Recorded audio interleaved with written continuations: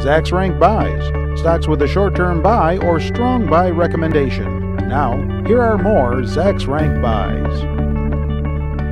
A staffing firm and a technology company topped this week's aggressive growth stock picks, and Bill Wilton, our aggressive growth stock strategist, here with us once again to give us the lowdown on both of these companies. Kforce Incorporated is that staffing firm that I mentioned, KFRC, the ticker symbol. Staffing firm in particular industries? They do a couple different ones, life sciences and some other areas, but they work with a fairly broad array of employers.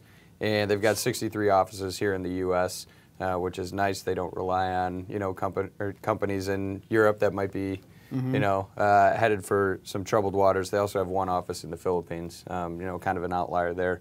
But their last earnings report was back on November 1st. It was a pretty good quarter, but it just met analyst expectations. That still was up 29% from the year before. And the other thing I really liked about those results is that they also announced that they have bought up 13% of the outstanding shares throughout the course of the year so far. And the big bulk of that was in the third quarter. So when you see a company soaking up, those excess shares, that means more earnings are trickling down to fewer shareholders. So your EPS is going to see some improvement there. That's why we're also seeing some decent valuations here. We've got the PE coming in at about 16, 17 times, but that puts the PEG ratio under 0.8, which means we're getting growth rates at a pretty good value there. The only thing that you might be concerned with here is that shares have been volatile, so they are no stranger to that. So you kind of have to stomach the risk there, but if these earnings trend continue, there could be good things for them. All right, NTES.com is that technology company, NTES, the ticker symbol. Technology company servicing online gaming. Yeah, so they have a combination of licensed games and also, they develop their own games in-house and provide services related to that. And, that space, as far as the video game scene is going, is massive right now. Their last earnings report was on November 17th. They came in ahead of expectations.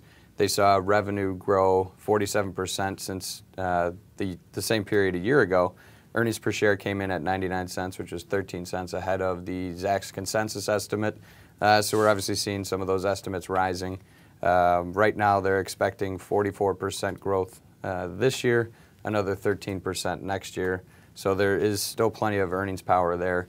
But, with these values rising, with these estimates rising, we're seeing it show up in the valuations. The PE's under 13, another attractive PEG ratio, and part of that disparity, here you can see it on this chart, those estimates continue to rise. The price really isn't moving because they are, based in China, so they do a lot of work there. And, China used to be, you just put your money in there and watched it grow. Now everyone's kind of worried with all these stories coming out of there. But one of their popular games that they have a licensing agreement with is World of Warcraft, which, that's a very prominent game here in the United States. People know that brand. They know the game.